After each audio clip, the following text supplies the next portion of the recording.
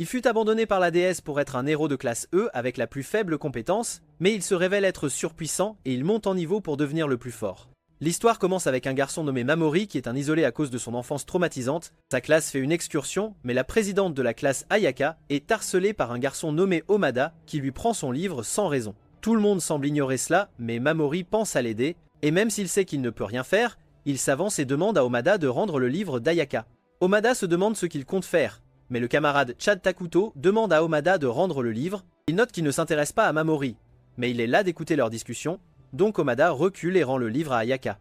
Il s'assit et commence à harceler un autre garçon nommé Yasu, mais leur professeur Tomatsu finit par l'arrêter. Ils sont tous soudainement transportés dans un autre monde, et la déesse Vicious les accueille comme des héros choisis. Elle explique qu'ils se trouvent dans le royaume d'Alion et ont été appelés pour vaincre l'empereur démoniaque. Les héros ont réussi à le vaincre il y a 200 ans, mais il a été réveillé, donc elle veut qu'ils prêtent leur force une nouvelle fois. Takuto se demande ce qui arrivera s'ils ne l'aident pas, et Vicious mentionne qu'ils ne pourront pas rentrer chez eux. Elle explique que le rituel de réappel nécessite un élément spécial appelé l'essence du roi démon, et il y a 2 façons d'en obtenir. La première méthode consiste à obtenir le cœur du roi démon, et la seconde est de collecter l'essence qu'il libère lors de sa défaite en utilisant une chaîne spéciale. Omada refuse de l'aider car ils n'ont rien à voir avec l'empereur démoniaque, mais Vicious s'agenouille et supplie d'eux de sauver le monde. Ayaka se demande comment elle espère qu'ils puissent aider étant seulement des humains, mais elle leur dit qu'ils ont des pouvoirs. Elle ordonne à ses soldats de sortir un monstre et elle le laisse tuer l'un de leurs prisonniers, puis elle l'explose avec un sort de feu qui fait croire aux étudiants qu'ils sont dans un autre monde. Elle dit à tout le monde de venir avec elle et elle leur dit de poser leurs mains sur une sphère cristalline qui leur montre à quel point ils sont forts. Alors les étudiants montent un à un devant la sphère et quand Omada pose sa main dessus, une lumière rouge vif éclaire ce qui excite Vicious, alors il commence à briller. Mais quand c'est le tour de Takuto, sa puissance éclate la sphère et ils sont surpris parce que cela signifie qu'il est en classe S, qui est le plus haut niveau. Ayaka aussi obtient la classe S et une autre fille obtient également la classe S. Vicious ne peut pas croire qu'il y en a 3 parce qu'ils obtiennent généralement seulement 1. Mamori monte ensuite, mais sa lumière est si faible que Vicious ne lui dit même pas son classement, ce qui le fait réaliser qu'il ne peut pas devenir spécial même dans un autre monde. Yasu monte ensuite et Vicious note que la réaction est la même que celle du héros sombre du passé qui est connu comme le plus grand héros de tous les temps. Donc Yasuo commence à rire en disant que c'est enfin son heure de briller. Après cela, Vicious explique à tous comment ouvrir leur écran de statut et elle note que chacun a des compétences uniques innées et de nouvelles compétences peuvent également être réveillées plus tard. Omada s'ennuie des explications et Tamatsu lui dit de ne pas être impoli, mais Omada répond parce qu'il est seulement en classe D. Vicious appelle Mamori à la porte et révèle qu'ils ont un rituel pour éliminer le héros de classe la plus basse afin qu'il ne cause pas de problème aux autres. Elle lui dit qu'il sera envoyé dans les ruines abandonnées, mais s'il peut survivre et atteindre la surface, il sera autorisé à vivre librement. Il se demande si les ruines sont dangereuses, alors elle mentionne que de nombreux criminels et héros ont été envoyés là-bas. Il lui dit qu'il a un effet de statut unique, mais elle ne s'en soucie pas parce que les compétences comme celle-ci sont généralement inutiles car elles ont un taux de réussite bas. Elle note que ses statistiques sont également basses, donc même s'il monte en niveau, cela ne l'aidera pas. Il commence à paniquer et Takuto pense qu'il devrait continuer, mais Yasu s'approche de lui. Il se souvient avoir aidé Yasu dans le passé, donc il pense qu'il va lui rendre l'appareil, mais Yasu lui dit de lui montrer du respect parce qu'il a un rang plus élevé. Vicious commence le rituel pour envoyer Mamori dans les ruines, mais elle lui donne un sac parce que chaque héros reçoit un objet unique lorsqu'ils sont appelés, et le sac est son objet. Ayaka essaie de l'aider, mais Vicious lui donne un coup de poing et la met hors de combat. Mamori devient furieux, et il essaie d'utiliser sa compétence de paralysie sur elle, mais cela ne fonctionne pas parce qu'elle a un bouclier permanent autour d'elle. Takuto teste sa compétence de Dragonic Buster qui provoque une explosion, et Vicious lui dit de faire attention. Elle demande à Mamori s'il a quelque chose à dire avant de partir et il commence à pleurer, mais il se souvient de son passé, où il se dit de cesser de feindre d'être bon, et lui dit qu'il viendra la chercher s'il survit. Mamori est téléporté dans les ruines abandonnées et il essaie d'ouvrir son écran de statut, mais cela ne fonctionne pas en raison de la mauvaise visibilité, donc il verse de la mana dans son sac, illumine son environnement, un minotaure attaque soudainement et alors qu'il essaie de s'enfuir, il tombe et pense qu'il va mourir, mais il parvient à arrêter ses mouvements avec sa compétence de paralysation. Il est surpris car Vicious avait dit que sa compétence ne fonctionnerait que sur des monstres de bas niveau. En courant, un monstre allait attaque, mais sa compétence fonctionne à nouveau sur lui. Il se demande si sa compétence est spéciale, mais en vérifiant son écran de statut, il voit qu'il est presque sans mana, donc il utilise le dernier pour frapper le monstre avec du venin. Il est soulagé qu'il a fonctionné, mais le Minotaure apparaît à nouveau. Au lieu de se rendre, Mamori se prépare à le tuer parce que c'est la seule façon pour lui de survivre. Il réalise qu'il a utilisé toutes ses manas bonus, donc il se demande ce qui arrivera s'il utilise toutes ses manas naturelles également. Il essaie à nouveau de utiliser sa compétence de paralysation, mais il est surpris lorsque cela ne fonctionne pas, et le système lui dit qu'il ne peut pas réutiliser la même compétence sur la même cible. Donc il utilise une compétence de sommeil sur le Minotaure et suit par une compétence de venin. Mais il est surpris lorsque de grandes quantités de monstres apparaissent, il continue à utiliser sa compétence de paralysation et il atteint ses limites, mais le monstre qu'il a empoisonné meurt et il soudain monte en niveau à plus de 200 et son mana est restauré. Il continue à paralyser les monstres et ses compétences s'améliorent, lui permettant de cibler plusieurs monstres à la fois. Il pense que Vicious est la seule personne dont sa compétence ne fonctionne pas parce qu'elle a eu un taux de réussite de 100% depuis qu'il est envoyé dans les ruines. Il utilise du venin sur les monstres et alors qu'il commence à mourir, il monte encore en niveau. Il utilise également sa compétence de sommeil pour qu'elle puisse s'améliorer également, et bien qu'il sache que tout peut arriver, il pense qu'il peut survivre parce qu'il peut tuer tous les monstres avec sa puissance actuelle. Il atteint le niveau 500, et alors qu'il va terminer les autres monstres, il est surpris qu'il fuit. Il rassemble tout ce qui est utile autour de lui, mais il sait qu'il doit trouver de la nourriture et de l'eau pour survivre. Après qu'il ne trouve rien, il retourne vers les monstres qu'il a tués et décide de les manger, mais leurs corps sont trop durs.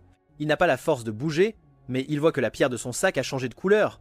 Et lorsqu'il la prend, il est surpris de trouver de la nourriture à l'intérieur, et il se demande comment cela fonctionne. Au fil du temps, Mamori continue à tuer chaque monstre qui vient vers lui, mais il commence à pleurer et se demande pourquoi il le fait. Il se souvient du temps où sa tante et son oncle l'ont pris sous leur aile et leur ont enseigné ce que signifiait la gentillesse, mais il pense qu'il a échoué envers eux car il ne ressent rien pendant qu'il tue les monstres, mais il sait qu'il doit accepter qui il est devenu. Il continue d'explorer les ruines et en versant sa magie dans une pierre, une porte s'ouvre et il est surpris de trouver des cadavres de personnes à l'intérieur parce qu'il ne pensait pas qu'elles auraient réussi à avancer aussi loin dans les ruines. Il regarde autour et trouve un sac de pierres précieuses qu'il décide de prendre car il pense qu'elles seront utiles une fois qu'il atteindra la surface. Il cherche dans les autres pièces, mais il tombe sur une qui nécessite beaucoup de mana pour être ouverte. Il trouve une lettre près du corps dans la pièce. Le squelette est celui d'un homme nommé Anglin, qui était autrefois connu comme le héros sombre, et Mamori se souvient que Vicious a dit que Yasuo avait eu la même réaction que le héros sombre face au cristal. La lettre mentionne que Vicious a envoyé Anglin dans les ruines parce qu'elle considérait qu'il était un obstacle, et il veut donner quelque chose à la personne qui lit cette lettre. Mamori est furieux contre Vicious car elle a dit à tout le monde que l'empereur démoniaque est méchant. Il pense qu'elle est bien pire, mais il pense qu'il est devenu comme elle car au lieu de sauver le monde, il veut simplement se venger. Mamori cherche dans le sac à côté de England et trouve un livre sur des arts interdits qu'il décide de prendre avec lui car il pense qu'il pourrait être utile. Après cela, il voit un rouleau de magie interdite et ne peut pas lire ce qui est écrit dessus, mais il pense qu'il doit être un sort puissant. S'il décrypte le rouleau, cela pourrait devenir son atout face à Vicious. Mamori ouvre le livre sur les arts interdits et il est surpris car il y a un avertissement dedans lui disant d'être conscient de l'âme dévoreuse, car c'est celui qui a tué tout le monde. Il entre dans une autre pièce et voit qu'elle nécessite une pierre pour être ouverte, ce qui le fait se demander si elle mène à la surface, mais il est également sur ses gardes car si la porte est l'issue, alors l'âme dévoreuse doit être proche. Il regarde autour et trouve un visage gravé dans le mur, mais avant qu'il puisse utiliser sa compétence de paralysation, un laser frappe sa main. Il réalise que le faisceau est activé lorsqu'il commence à attaquer, et il sait que l'âme dévoreuse doit être puissante car elle a tué Anglin, qui était connu comme le plus grand héros, mais il doit toujours combattre car il a besoin de la pierre sur le visage de l'âme dévoreuse pour ouvrir la porte. Mamori se demande comment il doit crier le nom de la compétence qu'il veut utiliser, mais l'âme dévoreuse ne lui donne pas assez de temps, donc il ne sait pas comment il peut le battre. Le mur derrière l'âme dévoreuse se brise soudainement, et Mamori pense que c'est le monstre qui règne sur les ruines, donc cela signifie qu'il est l'ennemi final qu'il doit affronter avant de pouvoir s'échapper. L'âme dévoreuse commence à vomir et se transforme en monstre, mais Mamori est surpris car ils ont des visages humains. Il réalise que l'âme dévoreuse lui montre comment les gens réagissaient avant de mourir et qu'elle prend plaisir à voir ses réactions. Il paralyse les monstres, mais juste avant d'utiliser sa compétence de venin, il s'arrête car il ne peut pas utiliser une telle compétence abjecte sur quelque chose qui ressemble à un être humain. L'âme dévoreuse crée encore plus de monstres car elle prend plaisir à le voir souffrir, mais Mamori soudain paralyse l'âme dévoreuse, et il note que l'âme dévoreuse était le plus heureuse, ce qui a fait baisser sa garde en disant que son surcroît de confiance était sa perte. Alors que Mamori tue l'âme dévoreuse, les âmes de ceux qu'elle avait tués apparaissent devant lui et il le remercie pour avoir vaincu le monstre en lui demandant de l'aider à se venger de Vicious. Mamori met la pierre dans la porte et il finit par sortir des ruines. De son côté, sur la surface, nous voyons Omada poursuivre un loup, mais Takuto éclate facilement un autre avec son Dragonic Buster. Une fille nommée Kabato a du mal à chasser, mais une autre fille nommée Asagi prédit que leur classe va se désintégrer car chacun a un ego important. Elle note que les gens se regroupent et elle invite Kabato à rejoindre son groupe. Elle sait que Kabato est seulement en classe D, donc elle ne peut pas espérer être dans le groupe de Takuto. Elle dit à Kabato de choisir soigneusement avec qui elle veut être, car après avoir vaincu l'empereur démoniaque et retourné dans leur monde, leur réalisation pourrait changer leur statut, donc si elle ne choisit pas judicieusement, elle risque de trouver difficile de trouver une place où elle se sentirait à l'aise. Mais avant qu'elle puisse rejoindre leur groupe, Asagi note qu'elle n'a pas réussi le test que Vicious leur a donné, donc ils sortent un petit monstre enchaîné et lui disent à Kabato de le tuer. Kabato hésite d'abord, mais voyant qu'elle n'a pas d'autre choix, elle pénètre le monstre avec sa lame. Mais elle commence à pleurer en se rappelant le temps où Mamori avait sauvé un chat errant. Ayaka va rencontrer Vicious qui agit comme si elle était triste pour ce qui est arrivé à Mamori, mais elle mentionne qu'il s'agit d'un rituel qui devait avoir lieu. Elle dit à Ayaka que pendant qu'elle était inconsciente, les autres héros ont été donnés un test pour voir s'ils peuvent tuer un monstre, et ceux qui ont échoué au test ont été éliminés. Ayaka lui dit qu'elle ne concorde pas avec la manière dont elle fait les choses, mais Vicious commence à rire et note que tout le monde a des opinions différentes. Comme déesse, elle supporte toutes ses opinions, mais les faibles doivent encore être éliminés. Ayaka sait que Vicious vaut la peine pour elle car elle est une héros en classe S, donc elle offre de couvrir les étudiants qui ont échoué au test si elle ne les élimine pas, et Vicious accepte sa proposition. De son côté, Mamori atteint la surface et il ouvre son écran de statut pour voir les nouvelles options pour ses compétences. Il veut trouver une personne qui peut combattre pour lui en tant que Vanguard, mais en marchant, il tombe sur un groupe de glaires qui harcèle une plus petite. Mamori est content de voir la petite glaire se défendre, donc il décide de l'aider et frappe les autres avec sa compétence de paralysation et de venin. Il voit qu'il a l'option de désactiver ses compétences, donc il laisse les autres glaires partir, et il félicite la petite pour avoir défendu elle-même. La glaire commence à le suivre, donc il décide de la prendre avec lui, et Mamori l'appelle Pigamaru. Nous voyons une fille nommée Cerise qui est poursuivie par un groupe d'hommes, et elle réalise qu'elle ne peut pas les échapper, donc elle sort sa lame et s'apprête à combattre, mais les hommes tombent sur Mamori avant de pouvoir atteindre elle. L'un d'eux lui dit de lui donner tout ce qu'il a, et ils la laisseront partir, mais un autre veut tester sa nouvelle lame, donc il prévoit de tuer Mamori. Mamori supplie d'eux de le laisser partir, mais il est attaqué, donc il paralyse l'homme, et il est soulagé que sa compétence fonctionne également sur les humains.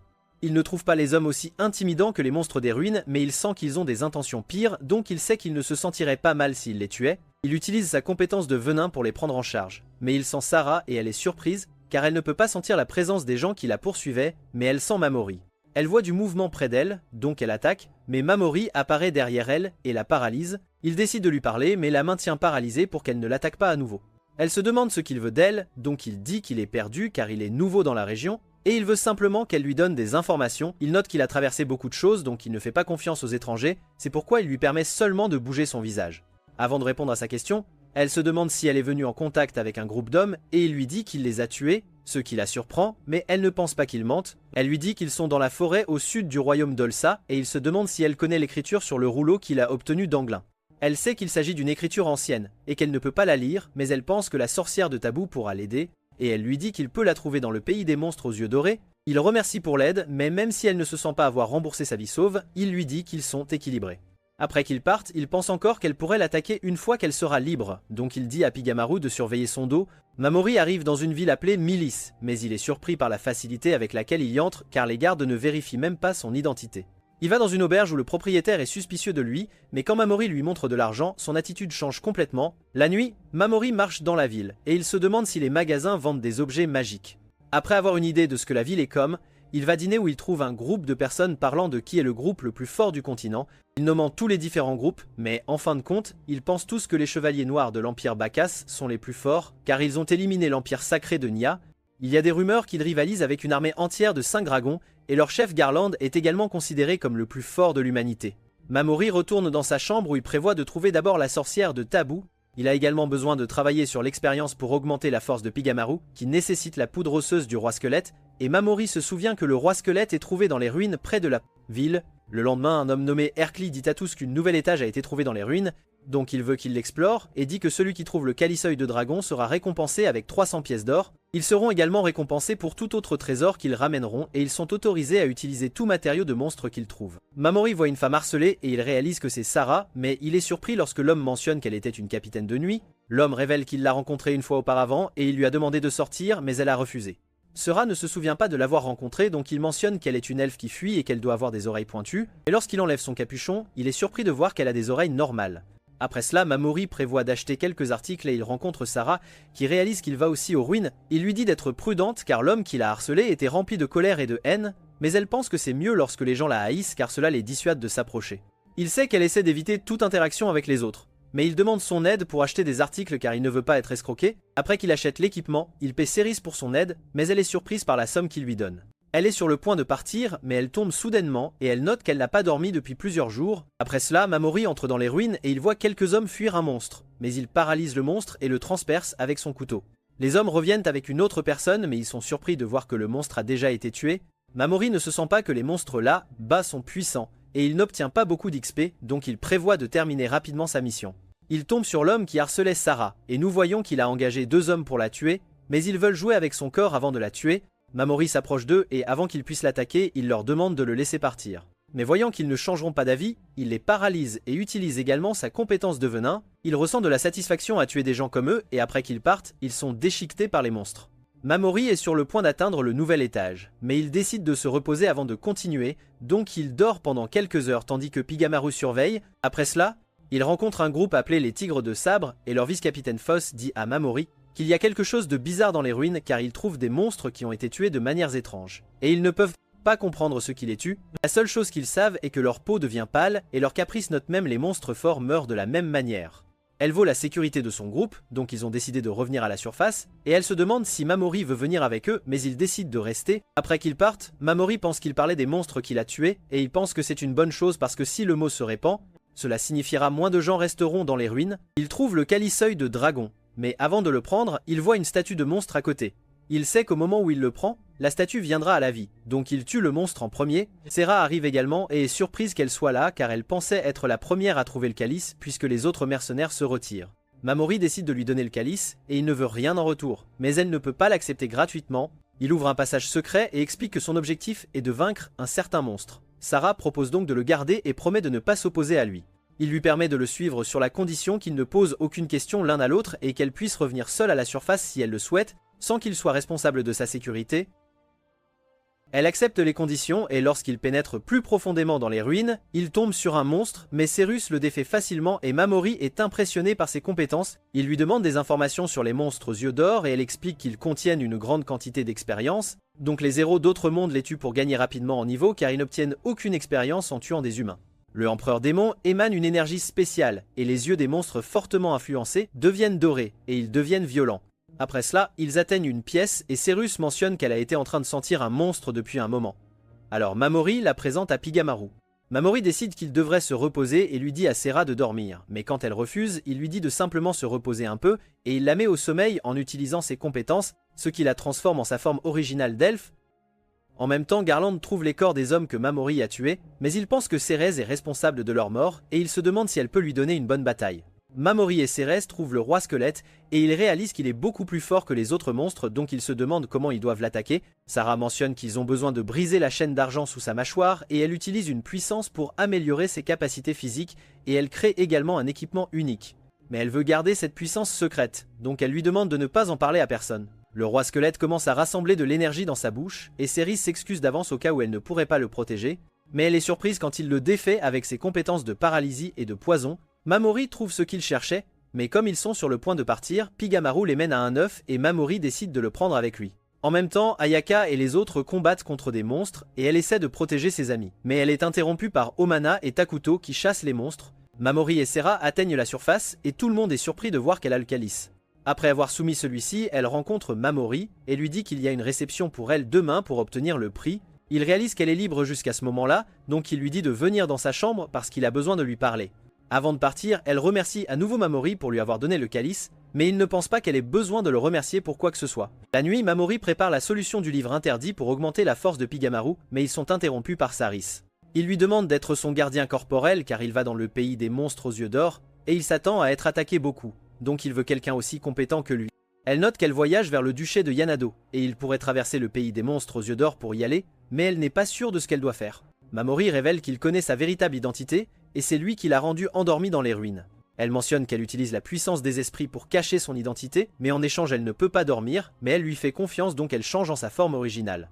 Il lui dit également son nom réel, lui disant de ne pas le révéler à personne, et en retour il ne révélera pas sa véritable identité à personne, donc elle accepte de le suivre et lui donne également l'une des gemmes qu'il a trouvées dans l'ancienne ruine abandonnée, mais Sarah est surprise car elles sont extrêmement rares. Mamori se demande si elles sont précieuses, donc elle note qu'elles peuvent seulement être fabriquées à partir de dragons aux yeux bleus, et l'une d'entre elles vaut plus que le prix du calice. Elle refuse de les accepter comme paiement pour être sa gardienne, mais il lui dit qu'il ne les reprendra pas, donc elle peut les jeter si elle ne veut pas les garder. Le lendemain, ils entendent parler de comment Osiris a été vu quittant la chambre de Mamori la nuit, mais il lui dit de ne pas s'en inquiéter. Il se demande si elle connaît quelque chose de la magie interdite, donc elle mentionne que c'est la magie qui a été interdite par Vicious, ce qui le fait penser qu'elle doit être efficace contre elle. Si elle ne permet pas à personne d'utiliser la magie interdite, Sora va assister à la cérémonie pour obtenir son prix. Et après son départ, Mamori se prépare à effectuer l'expérience d'amélioration de la force sur Pigamaru. À la cérémonie, un mage est appelé pour tester si le calice est réel tandis que Mamori s'inquiète quand Cérès ne revient pas à l'heure convenue.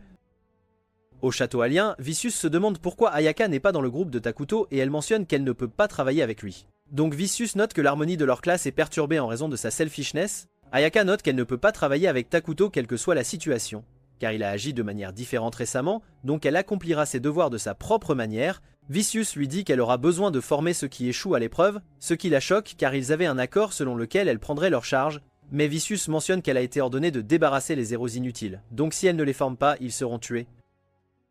En même temps, Mamori cherche Sarah, mais il entend des gens parler de comment sa véritable identité a été révélée et qu'elle est en fuite. Les dragons noirs poursuivent Sarah, et bien qu'elle parvienne à vaincre quelques-uns d'entre eux en utilisant ses esprits, elle lutte contre l'un d'eux nommé Gizun, mais elle pense pouvoir le vaincre si elle pouvait utiliser son armure des esprits. Elle est surprise car leur ordre était de la capturer vivante, mais il tente de la tuer, et Gizun révèle que son unité est sous ordre secret. Il la maintient au sol, mais avant qu'il ne la tue, il prévoit de jouer avec elle, mais Mamori vient à son secours. Elle pense qu'il devrait mettre fin à leur accord car si elle est avec lui, il sera également visé par les dragons noirs, mais il ne veut pas passer la peine de trouver un autre gardien.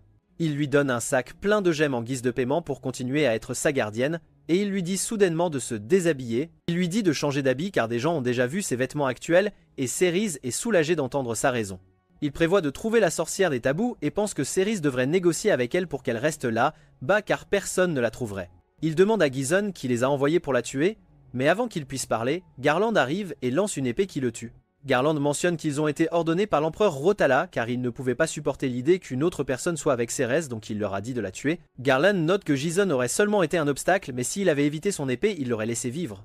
L'un des hommes nommé Schwartz se demande ce qu'il doit faire avec Sarah, donc Garland lui demande ce que les ordres de l'empereur étaient, et il mentionne qu'ils ont été ordonnés de faire ce qu'ils voulaient. Schwartz pense qu'ils devraient passer Sarah autour de leurs hommes avant de la tuer, mais un autre homme nommé Orban pense que cela causerait des problèmes, car ils ont été ordonnés de ramener son corps avec sa pureté intacte. Garland note que si Ceres peut le vaincre en duel, il la laissera partir, et il est intéressé à voir son armure des esprits en action, mais il est devenu plus intéressé par Mamori. Il demande à Mamori de se présenter, donc il lui donne un pseudonyme, mais Garland sait qu'il utilise un nom faux, ce qui le fait se demander pourquoi il doit cacher son vrai nom. Schwartz ne comprend pas pourquoi Garland perd son temps avec Mamori, mais Garland trouve intéressant qu'il ne soit pas effrayé malgré qu'il se trouve devant les 5 dragons, et il recherche une ouverture pour attaquer. Mamori sait que le moindre mouvement incorrect entraînera sa mort, mais il continue à sourire et à discuter. Mamori note que s'il cherche juste une personne pour lui donner une bonne bataille, il devrait simplement combattre Vicious. Garland mentionne que c'est parce qu'ils ont de bonnes relations avec Alien, mais il a de grandes espérances pour les héros qu'elle appelle. Garland dit à Ceres quelle est la raison pour laquelle l'Empire Bacchus a attaqué Nia en premier lieu. Et c'est parce que leur déesse voulait que Nia la remette. Mais leur empereur a refusé. Mamori révèle qu'il est l'un des héros d'un autre monde, ce qui étonne tout le monde, et Garland se demande ce qu'il fait là. Il note qu'il est dans une autre catégorie par rapport aux autres héros, ce qui est pourquoi Vicious lui a donné la liberté de faire ce qu'il veut. Garland lui demande ce qu'il veut, donc Mamori mentionne qu'il veut retarder leur combat car il prévoit de se renforcer, et quand il atteindra un niveau où il pourra lui donner un défi, il devrait combattre à ce moment-là. Garland trouve l'offre intéressante, donc il l'accepte, mais il prévoit toujours de tuer Ceres. Mamori mentionne qu'il a besoin de son aide dans son voyage, et Garland est surpris qu'il prévoit de prendre Ceres sans l'autorisation de Vicious, mais Mamori dit que cela ne fait pas de différence, et il va utiliser Ceres pour se renforcer, donc Garland décide de la laisser partir, et lorsque Orban essaie de le convaincre de changer d'avis, il le menace de le tuer. Garland prépare à partir, mais nous apprenons que tout ce que Mamori a dit était pour les amener dans la portée de son sort, donc lorsque finalement il se rapproche assez de lui, il les paralyse tous, et ils tombent au sol de leur dragon. Il suit cela par son compétence de poison, et il est impressionné par Garland car il est capable de bouger un peu, mais c'est inutile car bouger ne fait que lui faire plus de mal, mais Garland parvient à envoyer un signal à une autre escouade, et lorsque celle-ci arrive, il leur dit d'attaquer lui depuis les airs et d'éviter de se rapprocher. Mamori prévoit de vaincre tout cela, et il dit à Sarah qu'elle peut s'enfuir, mais elle décide de rester avec lui. Mamori soudainement se lie avec Pigamaru car après l'expérience de renforcement, il a acquis une nouvelle compétence. Pigamaru étire son corps vers le ciel, et après que Mamori soit lié à lui, ils deviennent un, et il paralyse tous ceux qui sont dans le ciel grâce au corps de Pigamaru. Ses compétences s'améliorent et il débloque 3 nouvelles compétences. Il utilise sa nouvelle compétence Berserk sur Orban, et cela augmente les tendances violentes d'une personne, donc Mamori sait que l'utiliser avec sa compétence de paralysie est une façon facile de tuer quelqu'un. Il utilise une autre compétence appelée Dark sur Schwartz, et cela lui ôte sa vision, mais Mamori ne se sent pas coupable d'utiliser ceux-ci comme des cobayes, car ils sont des déchets qui avaient de mauvaises intentions envers Saris. Mamori est impressionné que Garland soit encore en vie et il pense que Garland n'a pas été appelé le plus fort de l'humanité pour rien, mais il finit par mourir. La nuit, Saris raconte à Mamori à propos d'un homme connu sous le nom de meurtrier des héros, qui pourrait devenir encore plus fort que Garland, mais Mamori note qu'il l'a déjà tué.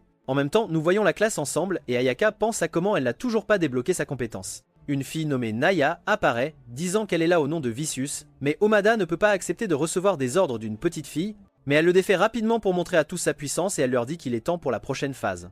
Mamori raconte à Sera son plan de se venger de Vicious et elle ne ressent pas non plus de bons sentiments envers elle, donc elle lui dit de l'utiliser de toute façon pour obtenir sa vengeance. Il note qu'il n'y a rien pour elle à gagner en l'aider, mais elle mentionne qu'il lui a sauvé la vie, donc elle suivra quoi qu'il fasse.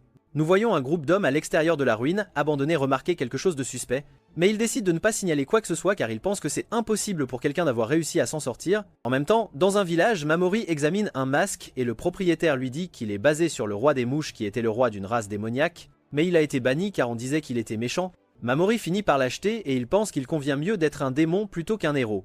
Dans le royaume Magna, nous voyons une réunion entre les nations qui se demandent comment Garland et les dragons noirs ont été vaincus. Vicious note qu'ils étaient après Sara et qu'ils ont trouvé beaucoup de sang pensant qu'elle doit être sérieusement blessée après leur combat. Vicious pense que la perte des dragons noirs est un coup dur pour leur force contre l'empereur démonique, pensant qu'ils devront compter davantage sur nos héros, mais l'empereur de l'Empire Mira sait qu'elle n'est pas déçue par cela. Le roi de Magna se demande si Cérus aurait vraiment pu vaincre Garland, mais il reçoit un rapport selon lequel un groupe de sorciers appelés Shinto prétendent être responsables. Ser raconte à Mamori que le pays des monstres aux yeux d'or est au nord et il décide d'arrêter à une auberge. Sœur pense qu'il devrait économiser de l'argent, donc elle offre de partager une chambre avec lui. Pendant le dîner, ils entendent les ragots sur les dragons noirs et apprennent sur Ashinto. Mamori se demande si Seras connaît Ashinto, donc elle mentionne qu'ils adorent le dieu maudit, mais un groupe d'hommes voilés apparaît soudainement et ils se présentent comme les soldats sorciers d'Ashinto, mais Mamori ne les trouve pas intimidants. Il est content qu'ils prennent crédit pour avoir tué les dragons noirs, et certains hommes commencent à parler des personnes qu'ils pensent être assez fortes pour tuer les dragons noirs. L'un d'eux mentionne la sorcière des tabous, donc Mamori demande à en savoir plus sur elle, offrant de payer leur boisson. Ils lui disent qu'elle a été vue seulement par un combattant nommé Eve du Colisée, mais ils lui disent soudainement qu'il est son jour de chance car nous voyons sa venue. Donc Mamori va vers elle et demande si elle sait où se trouve la sorcière des tabous, donc elle mentionne qu'elle est allée dans la zone du démon d'or, mais elle ne l'a jamais rencontrée. Sara écoute leur conversation et Eve se demande pourquoi Mamori cherche la sorcière. Donc il lui dit qu'il rêve d'être un savant, mais elle le prévient de se rendre dans cette zone et lui dit qu'il ne survivra même pas 3 jours là, lui disant de chérir sa vie.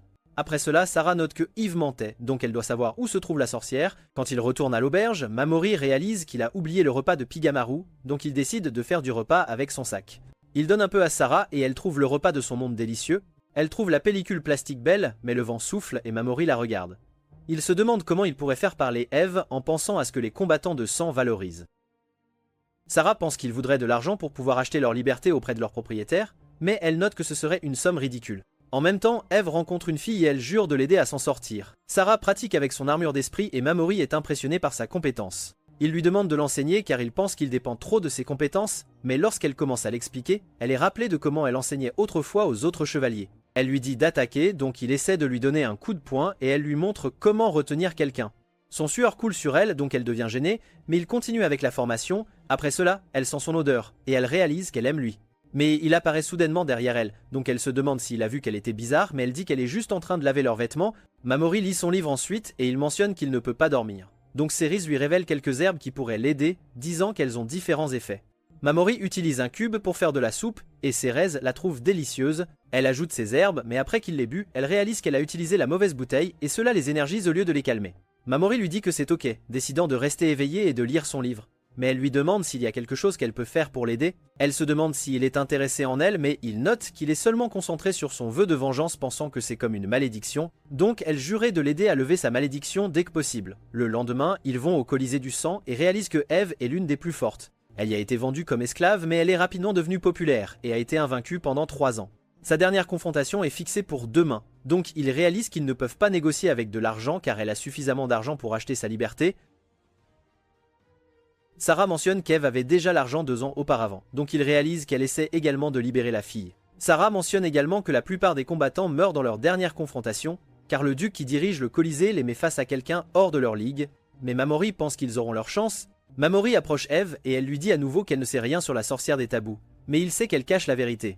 Il se demande si elle doit la sorcière et elle lui dit qu'elle ne doit pas, mais Sara mentionne qu'elle ment à nouveau. Eve prépare à combattre avec eux, mais il révèle que le duc a des plans contre elle en disant qu'il veut l'aider car il sait qu'elle a des informations sur la sorcière. Il mentionne qu'il pourrait kidnapper la fille qu'elle combat pour ce qui la rend furieuse, mais il explique qu'il voulait seulement montrer qu'il sait de quoi elle est capable.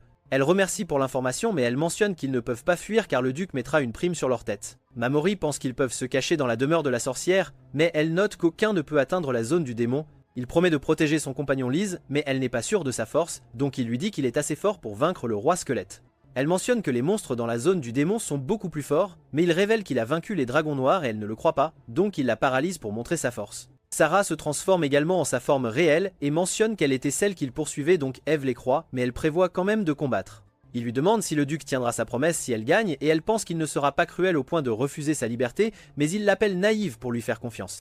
Tandis qu'il marche avec Sarah, il dit à Eve qu'ils partiront demain matin en disant qu'elle devrait les rejoindre si elle change d'avis. Sarah s'excuse auprès de Mamori pour avoir révélé son identité, mais cela a rendu son histoire plus crédible, donc il ne s'en inquiète pas. Il rencontre les Ashinto qui disent à tous que les gens d'Alice ont été maudits pour avoir rébellé contre le dieu maudit et leur descendant Mai, disant que la malédiction était également responsable de la mort des dragons noirs. Mamori et Seras avancent et il voit un autre groupe d'Ashinto harceler une fille, donc il utilise sa compétence berserk pour les faire combattre entre eux. Sora se demande si Eve sera en mesure de gagner sa liberté si elle gagne la bataille et Mamori ne croit pas que cela va arriver, car il pense que le duc est malveillant. En même temps, Eve entend le duc dire qu'il va lui donner de la drogue anesthésiante avant la bataille, car il veut s'assurer qu'elle meure, donc elle réalise qu'elle ne peut pas lui faire confiance. Son subordonné se demande ce qu'il prévoit de faire avec Lise et il explique qu'il veut prendre soin d'elle car il pense qu'elle deviendra une femme belle quand elle grandira. Il mentionne qu'il peut la vendre s'il se lasse d'elle et Eve réalise qu'il n'y a pas de fin heureuse pour eux. Donc elle rencontre Mamori et décide de le suivre dans la zone du démon. En même temps, Lise est battue par son patron, mais Eve arrive et presque la tue de colère. Donc elle supplie pour être pardonnée, disant qu'elle a été ordonnée par le duc de discipliner Lise. Eve lui dit de dire à tout le monde qu'ils sont allés au sud et la femme s'excuse auprès de Lise pour tout ce qu'elle lui a fait. Mamori arrive en disant à Eve de partir sans lui et il s'approche de la femme en disant qu'il ne sera pas trompé par son jeu. Elle lui dit qu'ils ne s'en sortiront jamais en disant qu'ils sont tous finis et qu'elle ne pense pas qu'il la blessera parce qu'elle est la seule qui puisse les sauver du duc. Mais il ne peut pas la laisser vivre après tout ce qu'elle a fait à Lise, donc il utilise ses compétences paralysantes et empoisonnantes sur elle. Elle lui dit qu'il ira au diable s'il ne la laisse pas en vie, mais il mentionne qu'ils vont tous au diable car ils ne sont pas de bons gens. Alors que Mamori se réunit avec les autres, Luz supplie qu'il la laisse les rejoindre, il explique alors qu'elle pourrait être en danger si elle les suit. Mais elle ne s'en soucie pas tant qu'elle est avec Eve qui lui demande pourquoi il fait du bruit, il l'introduit alors à Pigamaru.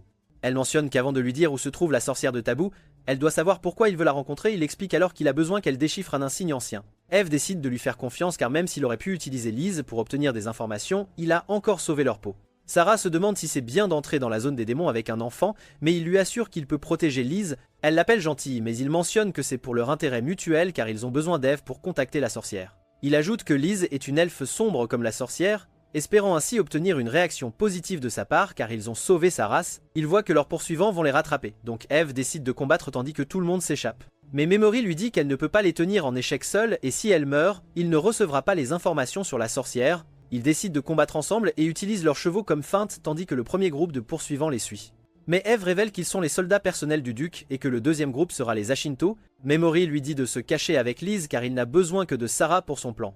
Eve n'est pas sûr qu'ils peuvent gagner étant donné qu'ils sont largement supérieurs en nombre, mais il mentionne qu'au cas où il ne pourrait pas les vaincre en face à face, il les forcerait dans une zone avantageuse pour lui. Maggie et ses hommes tombent sur une branche cassée et ils réalisent qu'il s'agit d'un piège pour les faire entrer dans la forêt. Sarah sort mais elle porte un masque et Maggie promet de la laisser partir si elle lui donne Lise. Il mentionne qu'ils étaient ceux qui ont tué les chevaliers dragons noirs et qu'elle offre de les conduire jusqu'à leur cible, mais il ordonne à ses hommes de s'arrêter car il sait qu'elle les entraîne dans un piège. Il pense qu'elle essaie de les mettre dans la portée d'un sort, donc il demande à ses hommes de maintenir leur distance, mais elle lui demande s'ils ne vont pas la tuer avec leur malédiction.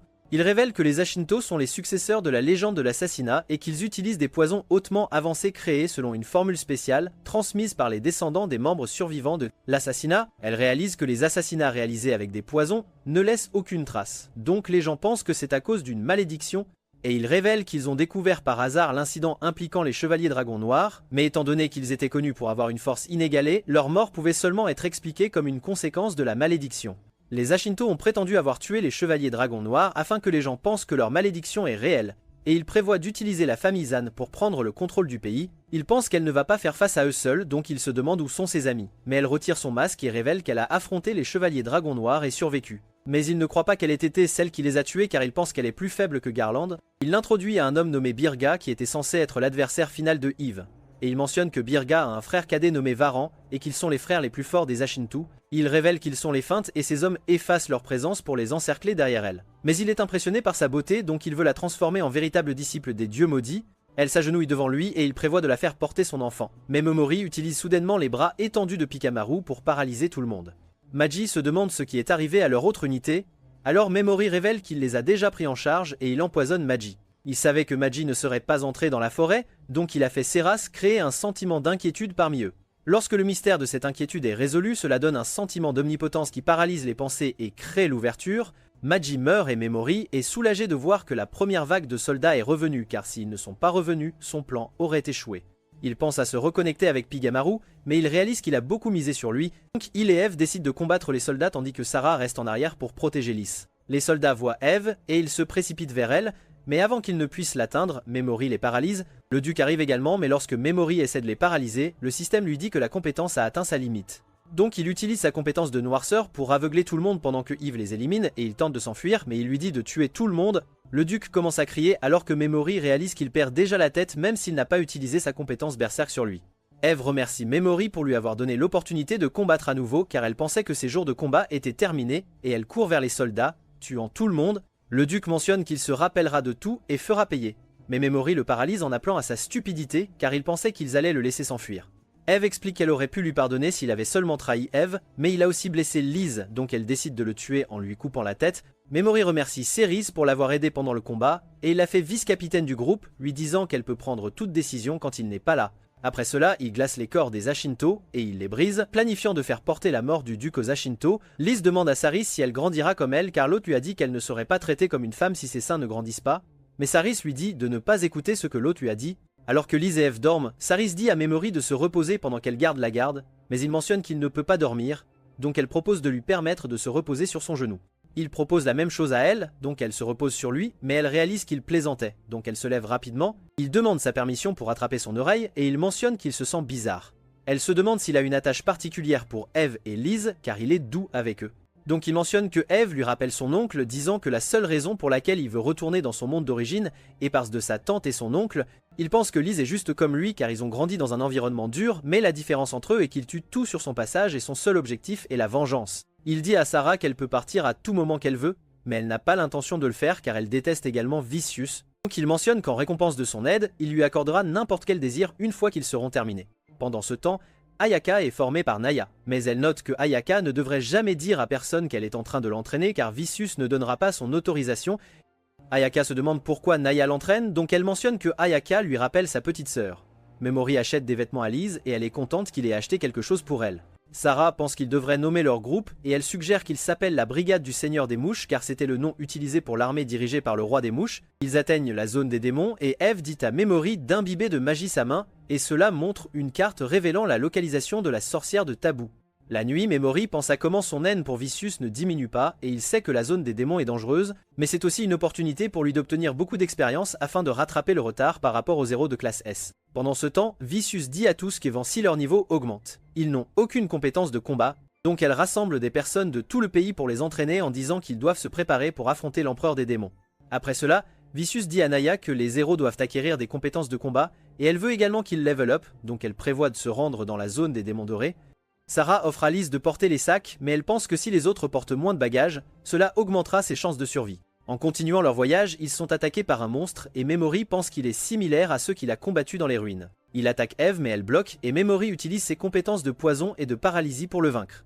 Il suit cela par sa compétence de sommeil car il veut vérifier si ses compétences fonctionneront sur les créatures de la zone des démons, mais il réalise que les monstres là, bas, sont plus faibles comparés à ceux des ruines. Il pénètre le monstre et révèle que les algues qu'il a laissées tomber sont un ingrédient pour un objet interdit. Mais, voyant que Sarah est intéressée, il décide de lui les donner.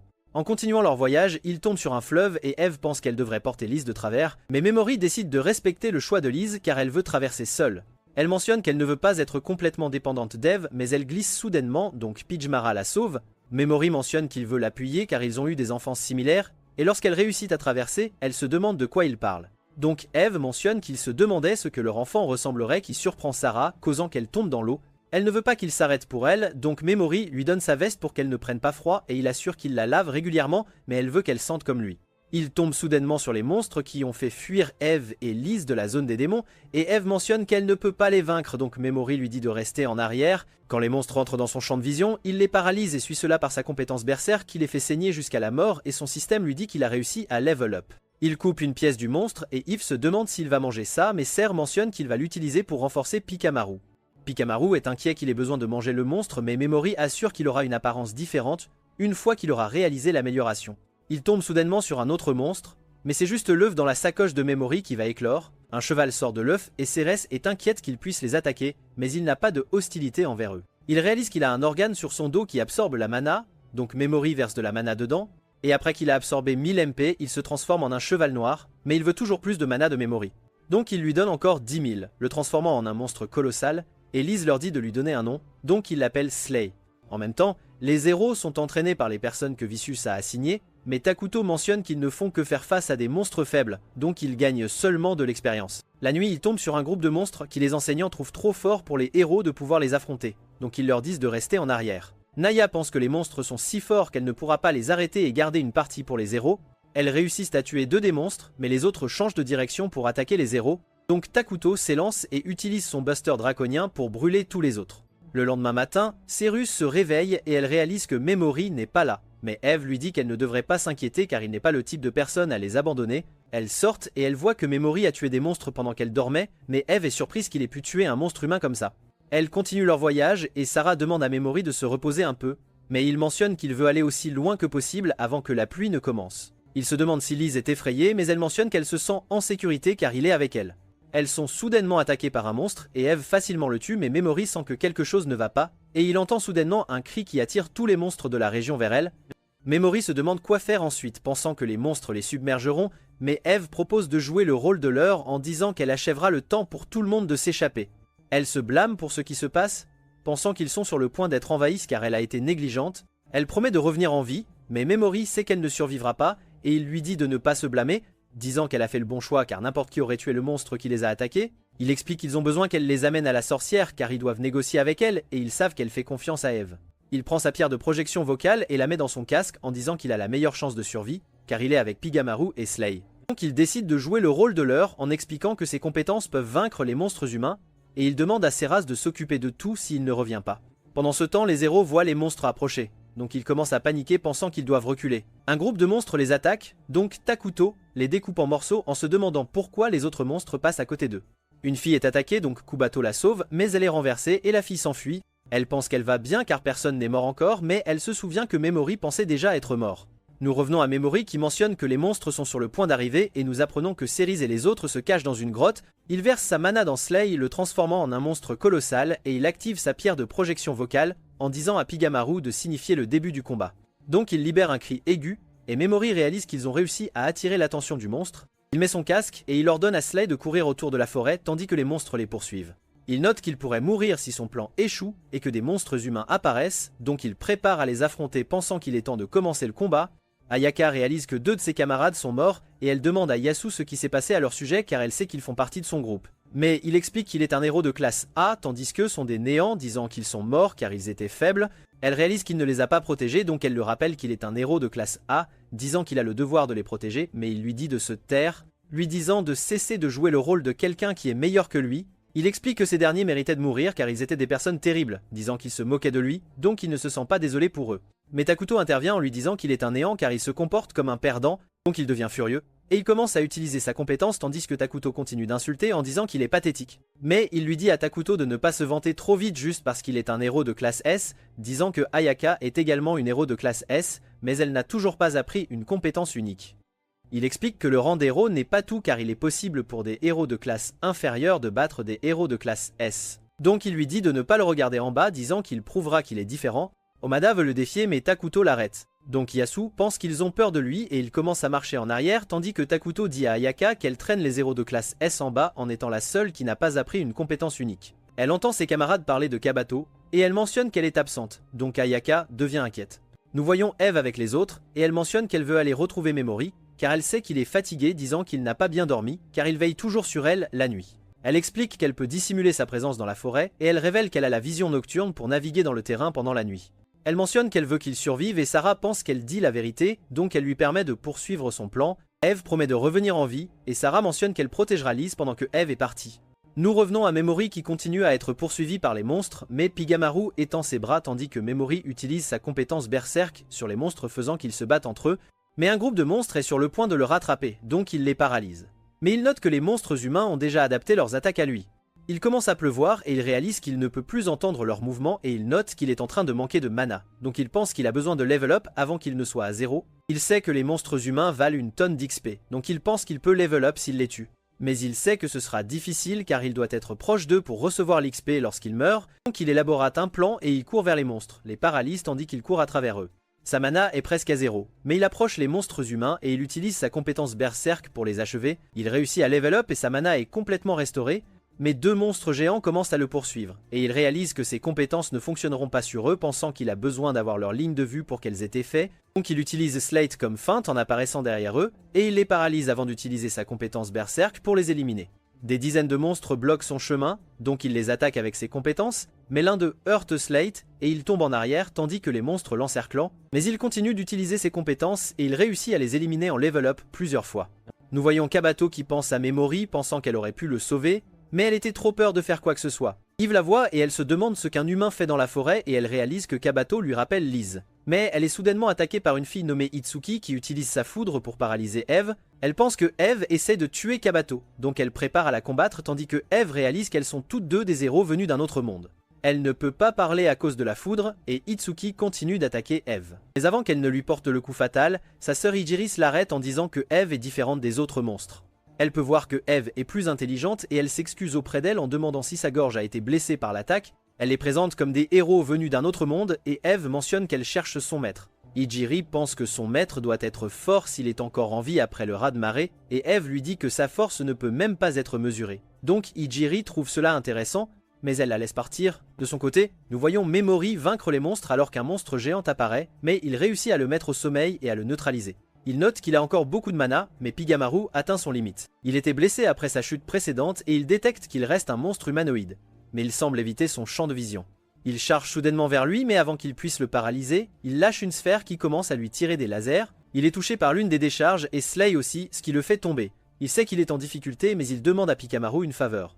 Le monstre lance une autre sphère qui commence à lui tirer des lasers et la zone est recouverte de poussière. Il remarque soudainement le casque de Momori et il voit Slay derrière lui. Mais Momori atterrit brusquement du ciel et le paralyse, le terminant avec son berserk. Il révèle qu'il a demandé à Pigamaru d'utiliser son casque comme diversion pendant que Slay l'a hissé dans les airs. Il level up après la mort du monstre et son paralysé ouvre un nouveau niveau. Slay redevient sa forme plus petite et Mamori remercie tous pour leur aide. Soudain, un loup saute sur lui, mais il le sauve juste à temps. Elle les transporte tous tandis qu'il rentre et elle mentionne son altercation avec les filles. Mais Momori est content qu'elle n'ait pas mentionné son nom car il pense que les autres héros seront des obstacles pour lui pour se venger de Vicious. Ils arrivent à temps et Lise est contente qu'il soit en sécurité. Ser soigne Mamori et Eve décide de les garder pour la nuit. Mamori note qu'il est trop agité pour dormir, donc Ser offre sa cuisse. Elle lui dit qu'il n'a pas besoin de garder tout pour lui parce qu'elle sait qu'il a agi comme s'il pouvait gérer tout depuis qu'ils sont entrés dans la zone démoniaque, afin de ne pas inquiéter même Lise, mais elle s'inquiète pour lui, donc il lui dit de le soutenir pour qu'elle n'ait pas à s'inquiéter, et elle jure de le protéger, promettant de l'aider de toutes les façons possibles. Mamori finit par s'endormir, et lorsque Sarah le pose, elle trébuche et atterrit sur lui, elle pense à l'embrasser, mais elle retire sa main juste à temps.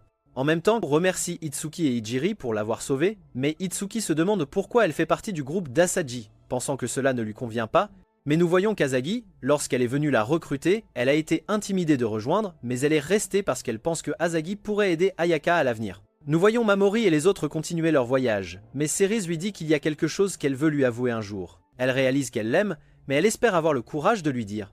Ils entrent dans le territoire de la sorcière et un géant de pierre commence à se former. Mais Mamori le paralyse et Eve se demande si elle devrait le détruire, mais Mamori décide de le laisser pour ne pas faire d'ennemis à la sorcière. Il s'avance plus profondément dans la région et trouve une cabane, alors il vérifie à l'intérieur et Eve trouve un chemin caché.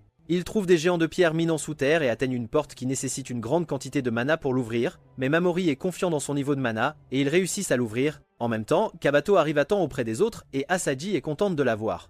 Ayaka est également rassurée qu'elle soit en sécurité et Ijiri révèle qu'il y avait des assassins ciblant les étudiants. Elle sait qu'Ayaka aurait perdu la tête si Kabato était mort, mais elle pense que cela aurait rendu les choses ennuyeuses. Nous voyons Vicious qui reçoit des nouvelles de mouvements de l'armée impériale démoniaque et elle appelle les héros de rentrer, se demandant si elles sont devenues plus fortes après avoir subi une perte. Mamori et les autres trouvent un espace complètement différent à travers la porte et la sorcière de Tabou apparaît devant eux se présentant comme Erika. Mamori sait qu'il a sa chance de décrypter son parchemin, pensant qu'il sera enfin capable de se venger de Vicious, et c'est là que cette vidéo s'arrête. N'oubliez pas de liker et de vous abonner au canal. Merci d'avoir regardé et je vous retrouve la prochaine fois.